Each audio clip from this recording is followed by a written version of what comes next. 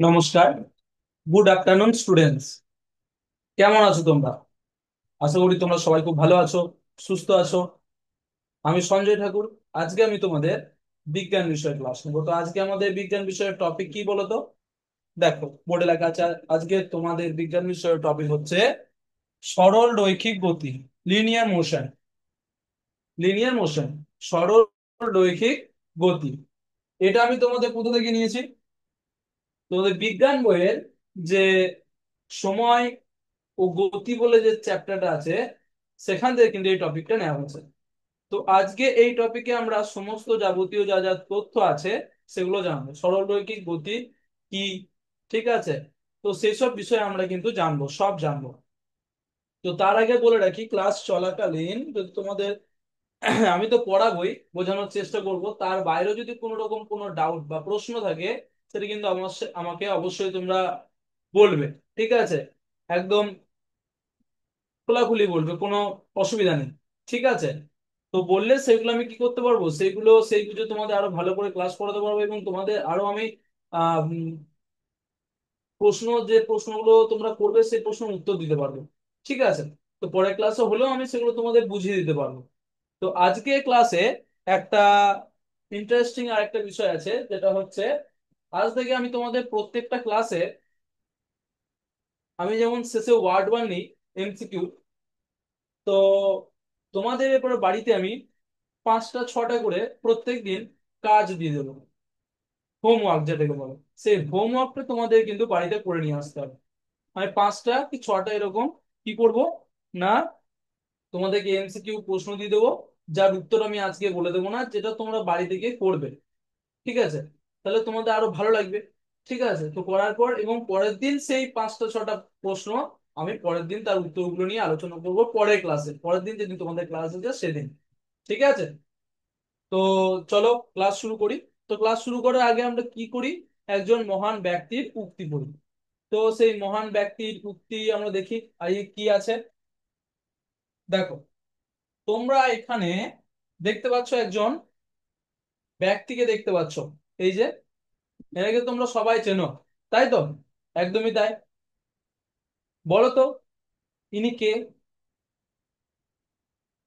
ইনি হলেন doctor APJ Abdul Kalam, একজন সায়েন্টিস্ট, বৈজ্ঞানিক ছিলেন, তাই না? ভারতীয়, আমাদের ভারতবর্ষের একজন বৈজ্ঞানিক ছিলেন, সায়েন্টিস্ট ছিলেন, ঠিক আছে? তো তিনি কি বলেছেন দেখো, বলছে যে অন্যদের জানে সে শিক্ষিত, কিন্তু জ্ঞানী হলো সেই ব্যক্তি যে নিজেকে জানে। ভালো করে পড়বে এবং বোঝার চেষ্টা করবে। জ্ঞান ছাড়া শিক্ষা কোনো কাজে আসে না, এটা হচ্ছে তার একটা উক্তি। তো এই উক্তিতে বা বাণীটিতে তিনি কি বোঝাতে চেয়েছেন সেটা আমরা একটু সংক্ষেপে জেনে নিই, তারপরে আমরা আমাদের মেন টপিকে ক্লাস শুরু করব। তো এর তিনি যে এই 3-4টে লাইন বলেছেন, দুটো লাইন বলেছেন, সেই দুটো লাইনের ব্যাখ্যা কি? বলছে শিক্ষা মানুষকে জ্ঞান অর্জনের পথ দেখায়। এই যে শিক্ষা, পড়াশোনা, শিক্ষা গ্রহণ করছি আমরা, সেটা আমাদেরকে কি জ্ঞান অর্জনের পথ দেখায়। এটা কিন্তু জ্ঞান নয়, যে পড়াশোনা করছি শিক্ষা লাভ করছি এটা জ্ঞান নয়। জ্ঞান অর্জনের পথ দেখায় হচ্ছে শিক্ষা। ভালো করে বোঝার চেষ্টা করবো। একজন শিক্ষিত ব্যক্তি বই পড়ে, শিক্ষক ও সমাজ থেকে অনেক কিছু জানতে পারে। তাহলে বই পড়বে, শিক্ষক ও সমাজ থেকে অনেক কিছু জানতে পারবে। কিন্তু কেবল বাইরের জ্ঞান অর্জন করলেই মানুষ সত্যিকারের জ্ঞানী হয় না। যে ব্যক্তি নিজের শক্তি, দুর্বলতা, চিন্তা ও মননকে বুঝতে পারে, দেখো, যারা নিজের শক্তি, স্ট্রেংথ, দুর্বলতা, উইকনেস, চিন্তা ও মননকে বুঝতে পারে, সেই সত্যিকার অর্থে জ্ঞানী। কারণ কি? কারণ আত্মজ্ঞানী মানুষকে সঠিক সিদ্ধান্ত নিতে, নীতি নৈতিকতার পথে চলতে এবং জীবনের প্রকৃত উদ্দেশ্য বুঝতে সাহায্য করে, ঠিক আছে? আত্মজ্ঞান অর্থাৎ নিজের ভিতরে যে কমন সেন্স, আত্মজ্ঞান গুলো যেগুলো আছে, ঠিক আছে, সেইগুলোই কিন্তু মানুষকে সঠিক সিদ্ধান্ত নিতে সাহায্য করে, ঠিক আছে? তো জ্ঞান কিন্তু আমাদের দরকার, তার জন্যই বলছে এখানে জ্ঞান ছাড়া শিক্ষা কোনো কাজেই আসে না। আমার কোনো জ্ঞান নেই, কমন সেন্স নেই, কিন্তু আমি অনেক পড়াশোনা করছি, কথা কথা বলছি, কিন্তু আমার কাছে কোনো জ্ঞান নেই, কমন সেন্স নেই, তাহলে কি কোনো লাভ আছে?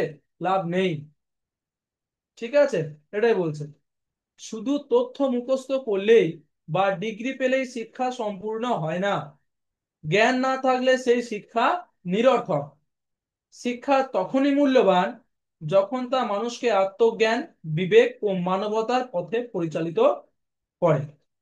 একটু ইংরেজিতে বলে দিই এটাই। Education shows the path to gaining knowledge. An educated person learns many things from books, teachers, and society. But merely knowing about the external world does not make one truly wise. A person who understands his own strengths, weakness, thoughts, and mind is truly wise. Self knowledge helps a person make the right decision, follow moral values, and realize the true purpose of life. Just memorizing facts or earning degrees does not complete one's education. Without wisdom, education becomes meaningless. Education has real value when only when it leads a person towards self-awareness, conscience, conscience, and humanity. তাহলে আশা করছি তোমরা বুঝতে পারলে যে doctor doctor APJ Abdul Kalam কি বোঝাতে চেয়েছেন তার এই বাণীর মাধ্যমে। ওকে, তো চলো এরপর কি করব আমরা? আমরা আমাদের যে মেন টপিক সেখানে ফিরে আসব। আমাদের মেন টপিকে আমরা কিসের সাহায্যে বোঝার চেষ্টা করব? একটা প্রেজেন্টেশনের সাহায্যে। দেখো, এই যে এখানে তোমরা দেখতে পাচ্ছ কি লেখা রয়েছে বলো তো? লিনিয়ার মোশন, সরল রৈখিক গতি, এটাই আজকে আমাদের টপিক, তাই না? আমাদের বোর্ডে লেখা আছে, দেখো, সরল রৈখিক গতি। ঠিক আছে, তো এটাই হচ্ছে আজকে আমাদের টপিক। তো এই সরল রৈখিক গতি বোঝার আগে আমাদেরকে কি বুঝতে হবে? যে মোশন কি, গতি কি, হোয়াট ইজ মোশন। সরল রৈখিক গতি তো জানবো, কিন্তু তার আগে জানতে হবে গতি জিনিসটা কি, হোয়াট ইজ মোশন, তাই না? তো বলছে গতি কি। এবার দেখো, এই চারটে ছবি লক্ষ্য করবে এখানে, এগুলো হচ্ছে গতির উদাহরণ, এক্সাম্পল। তার আগে গতি কি তার ডেফিনেশন বা সংজ্ঞাটা আমি একটু তোমাদের বলে দিচ্ছি, শোনো।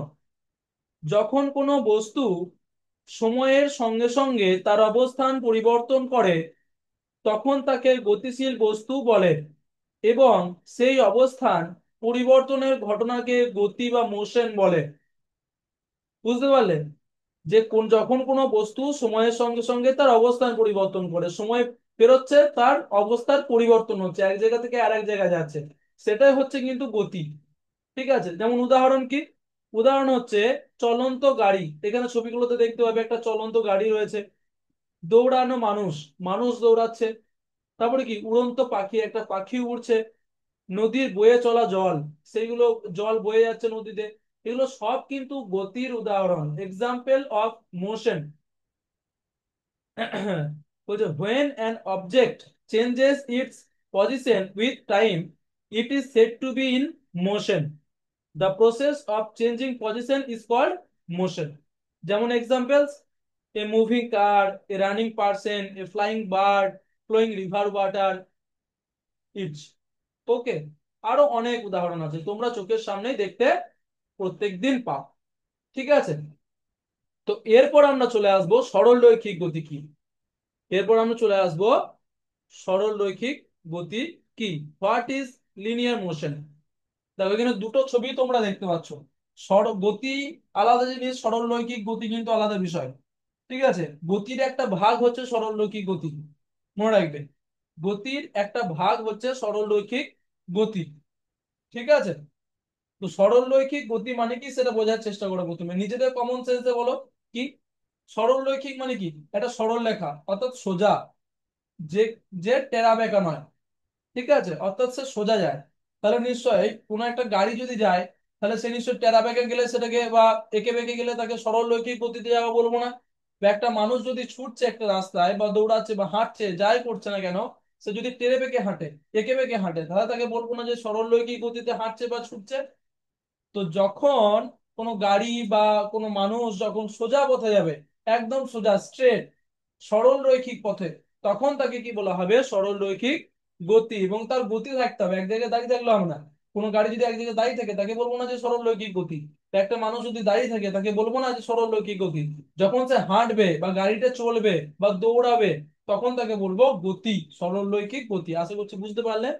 এবার সরল রৈখিক গতির একটা ডেফিনেশন বা সংজ্ঞাটা একটু বলে দিই।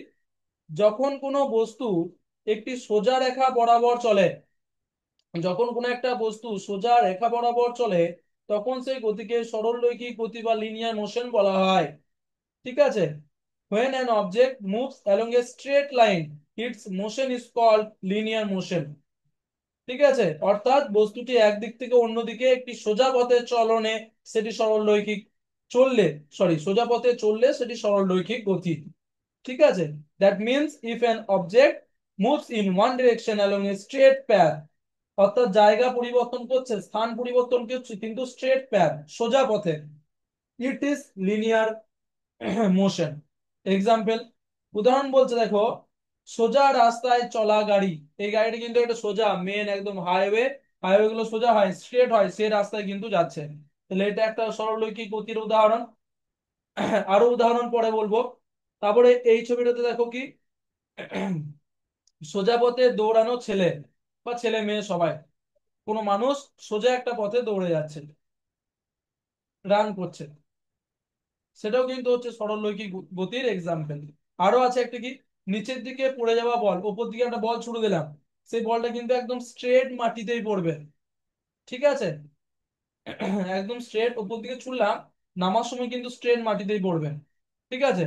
তো সেইগুলো হচ্ছে সব কিন্তু সরলরৈখিক গতির উদাহরণ। এক্সাম্পল গুলো ইংরেজিতে একটু বলে দিচ্ছি। A car moving on a straight road, a ball falling straight down, a boy running along a straight track. Okay, তাহলে বুঝতে পারলাম। এরপর সরলরৈখিক গতির আমরা বৈশিষ্ট্য দেখব, ক্যারেক্টারিস্টিক্স অফ লিনিয়ার মোশন। সেটা আমরা কোথায় দেখব? বোর্ডে দেখব। এক একটা করে আমি লিখে দেবো এবং তোমরা সেগুলো নোটস করার চেষ্টা করবে, কারণ এগুলো থেকে অনেক প্রশ্ন আসবে। ঠিক আছে? 1 নম্বর, সরলরৈখিক গতির বৈশিষ্ট্য কি বলছে? ঠিক আছে? সরলরৈখিক গতির বৈশিষ্ট্য, এখানে লিখছি বৈশিষ্ট্য। আমি একটু তাড়াতাড়ি লিখবো কিন্তু সময় কম এই কারণে। ঠিক আছে? তো তোমরা তাড়াতাড়ি নোটস করার চেষ্টা করবে। বলছে বস্তুটি, 1 নম্বর বলছে সরলরৈখিক গতির বৈশিষ্ট্যের মধ্যে যে বস্তুটি একটি সোজা রেখা বরাবর চলে, সোজা রেখা বরাবর চলে। ঠিক আছে? আমি প্রথমে একটা ইংরেজিতে লিখে দিচ্ছি, অ্যালং, শর্টে লিখে দিচ্ছি along a straight path, straight line, straight path বললেও হবে,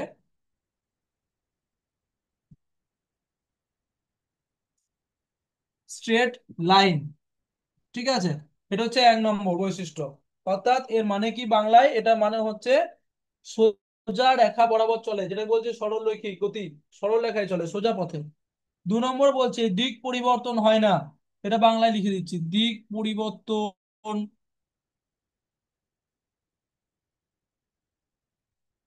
হয় না, দিক পরিবর্তন হয় না। ঠিক আছে? এর ইংরেজি মানে কি? এর ইংরেজি মানে হচ্ছে the direction does not change, the direction does not change. 3 নম্বর কি বলছে? 3 নম্বর বলছে যে বেগ স্থির থাকতে পারে পারে বা পরিবর্তিত হতে পারে। অর্থাৎ বেগটা, স্পিড যেটা, সেটা কমা বাড়া হতে পারে, বেশি জোরেও ছুটতে পারে বা কম জোরেও ছুটতে পারে, বেশি জোরেও গাড়ি চালাতে পারে, কম জোরেও চালাতে পারে। এগুলো কিন্তু বৈশিষ্ট্য। ঠিক আছে? তাহলে এখানে ইংরেজিতে কি লিখে দেবো? স্পিড, বেগ। ঠিক আছে? কমা বাড়া হতে পারে। ইংরেজিতে কি বলছে? The speed may remain constant or change. Okay. 4 number কি বলছে? বেশ, আমি উপরে লিখে দিই এটা।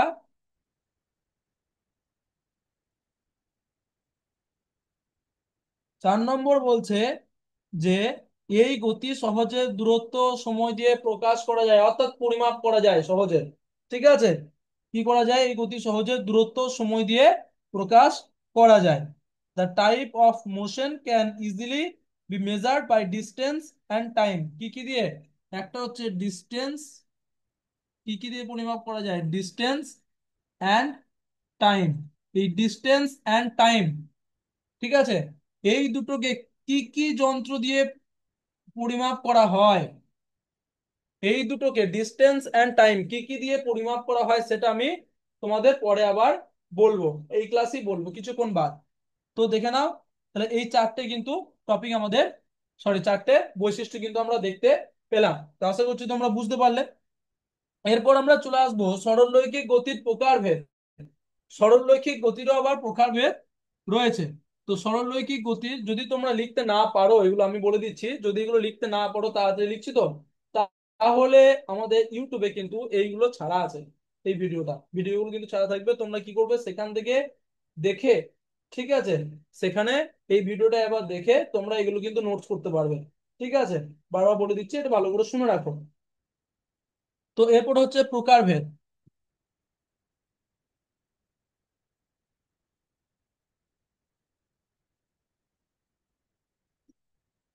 প্রকারভেদ, ঠিক আছে, দু রকমের হয়।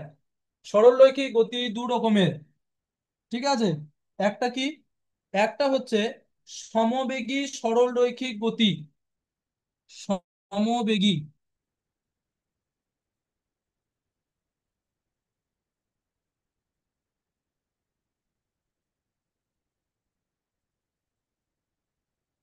সরলরৈখিক গতি, ওকে, যেটাকে বলছে uniform linear motion.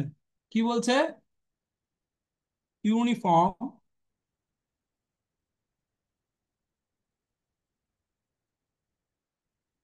Linear motion. সব নোট করবে, ঠিক আছে। তো এই সমবেগী সরলরৈখিক গতি কি সেটা একটু বলে দিই।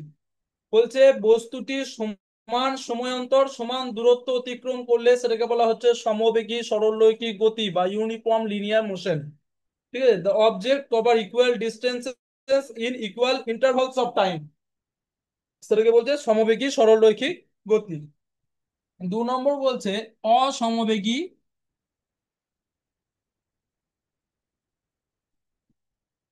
আমি এখানে ডট ডট দিয়ে দিচ্ছি, তার মানে হচ্ছে অসমবেগী সরলরৈখিক গতি, যেটা হচ্ছে নন ইউনিফর্ম লিনিয়ার মোশন।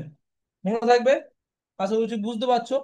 তো এটা হচ্ছে অসমবেগী সরলরৈখিক গতি, নন ইউনিফর্ম লিনিয়ার মোশন। তো এটা মানে কি? এটা কি জিনিস? বলছি বস্তুটি সমান সময় অন্তর অসমান দূরত্ব অতিক্রম করবে, অর্থাৎ বস্তুটার সময়টা সমান কিন্তু সে দূরত্বটা অসমান। হয়তো 1 ঘন্টা বাদ 1 ঘন্টা ধরে একটা রাস্তা গেল 30 কিলোমিটার রাস্তা, আবার পরের 1 ঘন্টাতে 60 কিলোমিটার, 70 কিলোমিটার, 80 কিলোমিটার চলে গেল। ঠিক আছে, কথা কথা বলছি। তো এই যে বলছে, অর্থাৎ তার দূরত্ব সমান থাকবে না, স্পিড কমা বাড়া করে সে কিন্তু যেতে পারে। তো তখন বেগটাকে বলা হয় অসমবেগী সরলরৈখিক গতি। ঠিক আছে, the object covers unequal distances in equal intervals of time. এরপর এই দুটোর একটা করে উদাহরণ দিয়ে দিই, চলো। দেখো, প্রথমে সমবেগী সরলরৈখিক গতির উদাহরণ কি বলছে? সোজা পথে একটানা একই গতিতে চলা গাড়ি, অর্থাৎ গাড়িটার সোজা পথে যাচ্ছে এবং গতিটা একই আছে, 40-এ গেলে 40-ই আছে, কমা বাড়া কিচ্ছু হচ্ছে না। সেটার উদাহরণ হচ্ছে সমবেগী সরলরৈখিক গতি। ঠিক আছে, a car moving at a constant speed on the straight road. 2 number অসমবেগী সরলরৈখিক গতি, এর উদাহরণ কি? না সোজা পথে চলা গাড়ি যেটি কখনো ধীরে কখনো দ্রুত চলবে, অর্থাৎ কখনো 40-এ, কখনো 50, কখনো 60, কখনো 50, আবার 40 এরকম করে যাচ্ছে, সেটাকে বলছে অসমবেগী সরলরৈখিক গতির উদাহরণ। A car moving on a straight road but sometime slow and sometime fast. Okay, দুটো বুঝতে পারলে সরলরৈখিক গতি, সমবেগী এবং অসমবেগী, বুঝতে পারলে? ক্লিয়ার? চলো, এরপর আমরা চলে আসবো কোথায়? চলে আসবো আবার আমরা আমাদের প্রেজেন্টেশনটায়।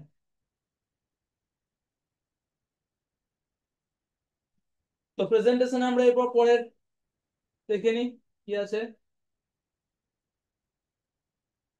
এই যে এরপর সরলরৈখিক গতি বলেছিলাম, উদাহরণ আরো দেখাবো শেষে। তো এই যে সরলরৈখিক গতির উদাহরণের মধ্যে রয়েছে কি না, একটি ট্রেন সোজা রেলপথে চলছে। এটা কিন্তু একটা সরলরৈখিক গতি বা লিনিয়ার মোশনের এক্সাম্পল।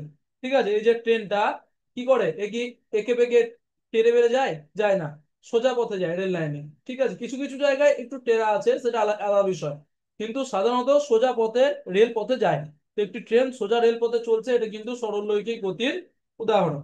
2 নম্বর বলছে রাস্তায় সোজা লাইনে সাইকেল চালানো।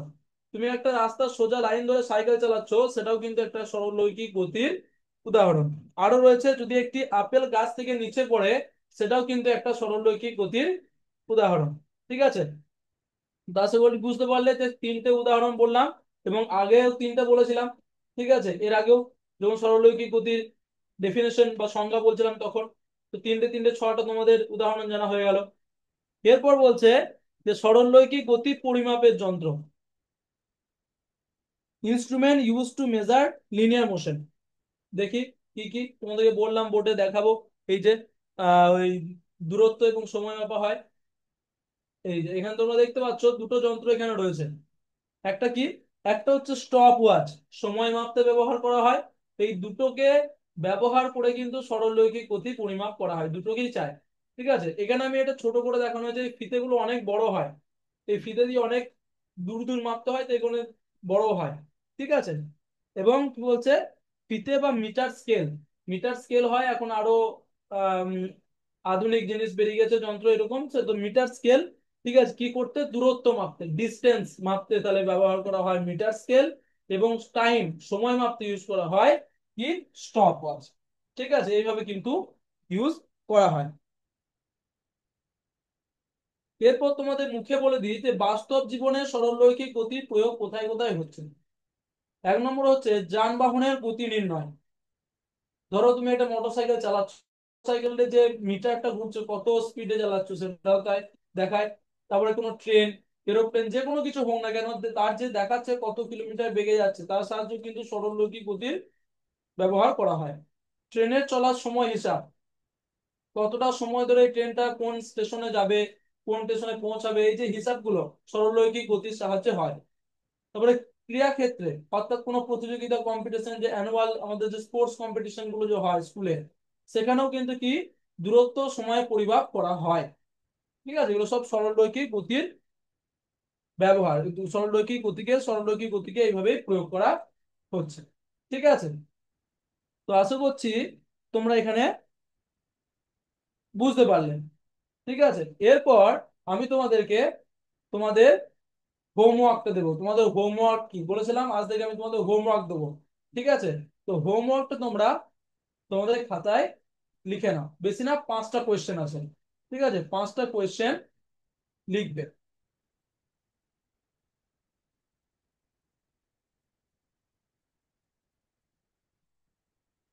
এই যে এখানে আশা করছি তোমরা আমার স্ক্রিনটা দেখতে পাচ্ছ। তো তোমাদের হোমওয়ার্ক এখানে এমসিকিউ টাইপে দেওয়া আছে, এটা তোমাদের হোমওয়ার্ক থাকবে। পরের ক্লাসে আমি এর উত্তরগুলো নিয়ে আলোচনা করব, কিন্তু তার আগে তোমরা বাড়িতে এর উত্তরগুলো পড়ে নিয়ে আসবে, অর্থাৎ খোঁজার চেষ্টা করবে। ঠিক আছে, না পারলে আমি আছি, কিন্তু নিজে চেষ্টা করবে। তো দেখো প্রথমে প্রশ্নটা আছে, the shortest distance between the starting and ending point is. প্রারম্ভিক অর্থাৎ শুরু ও চূড়ান্ত অবস্থানের মধ্যবর্তী সরলরেখার ক্ষুদ্রতম দূরত্বকে কি বলে।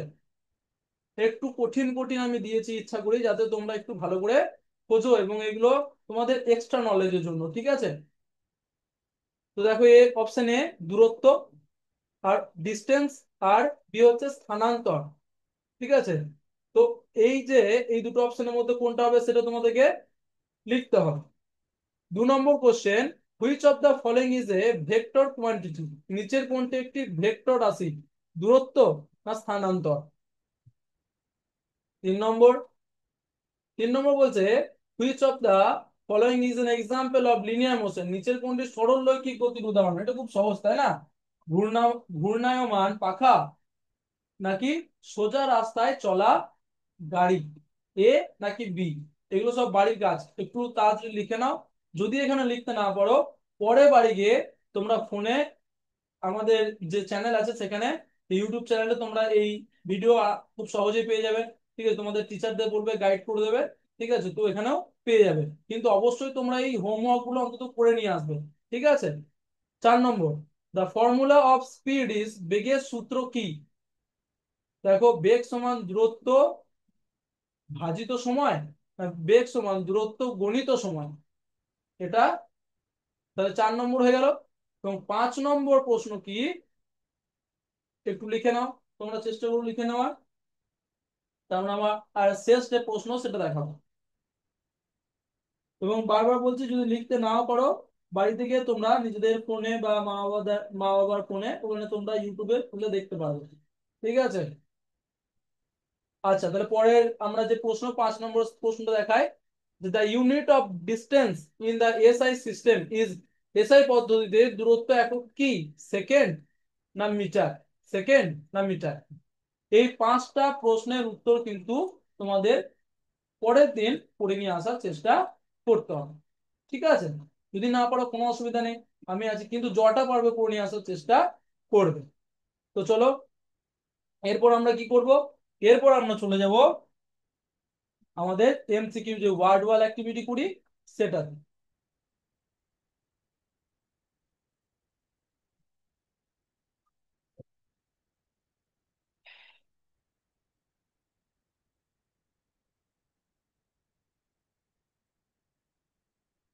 এই যে, আশা করছি তোমরা এখানে আমার স্ক্রিনটা দেখতে পাচ্ছ।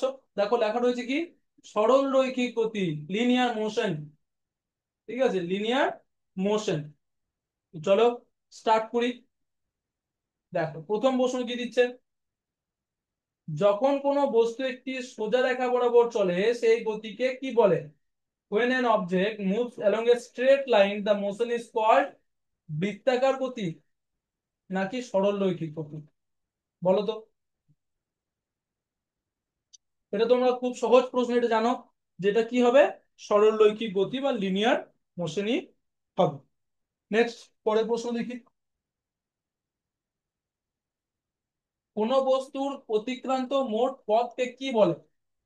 the total path covered by an object is called, কোন একটা আমি এই- অর্থাৎ আমি একটা জায়গা থেকে আরেকটা জায়গায় গেলাম, আমার বলি না 1 কিলোমিটার দূরত্ব, হাফ কিলোমিটার দূরত্ব, 2 কিলোমিটার দূরত্ব আমি হাঁটলাম, তাহলে কি সেটা কি হিসাবে বলছি? দূরত্ব, ডিস্টেন্স। বলি না কতটা ডিস্টেন্স আজকে তুই দৌড়েছিস, হেঁটেছিস, তো এটা হচ্ছে দূরত্ব, ডিস্টেন্স। ওকে। তারপর দেখি কি প্রশ্ন রয়েছে। বেগের এসআই একক কি? SI unit of speed, metre per second না কিলোমিটার? বলো তো। বেগের এসআই একক হচ্ছে metre per second. Next question দেখি।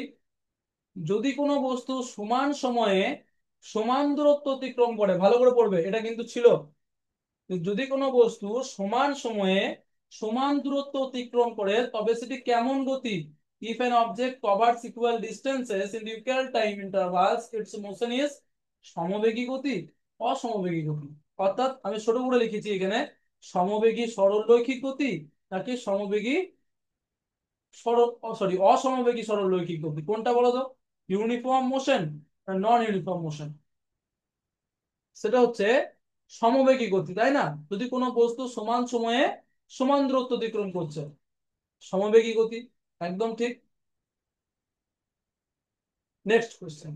একটি গাড়ি সোজা পথে কখনো ধীরে কখনো দ্রুত চলে, এটি কেমন গতি? তাহলে কখনো ধীরে চলছে, কখনো দ্রুত চলছে, তাহলে কি সে সে কি সমবেগী? অর্থাৎ সমান বেগে, সমবেগী মানে কি? সে সমান বেগে, একই বেগে চলছে, তাই তো। কিন্তু এখানে কি বলছে, একটি গাড়ি সোজা পথে যাচ্ছে, কিন্তু কখনো ধীরে যাচ্ছে, কখনো দ্রুত চলছে, কখনো 40 কিলোমিটারে যাচ্ছে পার 40 কিলোমিটার যাচ্ছে ঘন্টায় যাচ্ছে, আবার কখনো 50 কিলোমিটার পার ঘন্টায় যাচ্ছে। তখন তাকে কি বলা হবে? A car moving with varying speed on straight road সোর্স কি সমবেগী গতি না অসমবেগী সরলরৈখিক গতি? এটা হবে অসমবেগী, অর্থাৎ যে সমবেগে যাচ্ছেন না। একদমই ঠিক। তো দেখো, আমরা 5টা এখানে প্রশ্ন আমি দিয়েছিলাম, এখানে উত্তরটা তোমরা একবার দেখে নিতে পারবে। যে ঠিক দিয়েছি না ভুল দিয়েছি। দেখেন, প্রথম এটা ঠিক, দ্বিতীয়টা ঠিক, তৃতীয়টা ঠিক, তারপরে চতুর্থ ঠিক, পঞ্চম ঠিক। সবকটাই কিন্তু আমরা এখানে ঠিক দিয়েছি। তো এইভাবে আশা করছি তোমরা বুঝতে পারলে যে সরলরৈখিক গতি বা লিনিয়ার মোশন যেটা, সেটা ব্যাপারে যেগুলো বললাম সেগুলো ব্যাপারে বুঝতে পারলে। আর তোমরা চেষ্টা করবে অবশ্যই হোমওয়ার্কটা করে নিয়ে আসার। ঠিক আছে, বাড়িতে চেষ্টা করবে, দেখবে তোমাদেরও ভালো লাগবে। আমি প্রত্যেকটা ক্লাসে এইভাবে হোমওয়ার্ক তোমাদের দেবো। পরের ক্লাসে কিন্তু আমি তার উত্তরগুলো নিয়ে তোমাদের কাছ থেকে জিজ্ঞাসা করবো এবং আলোচনা করবো। ঠিক আছে, তোমরা কতটা কি করতে পারছো তাহলে বুঝতে পারবো। তো চলো, আজকে ক্লাস এতটাই অবধি। Thank you. জয় বিদ্যাশক্তি, জয় ভারত, জয় হিন্দ।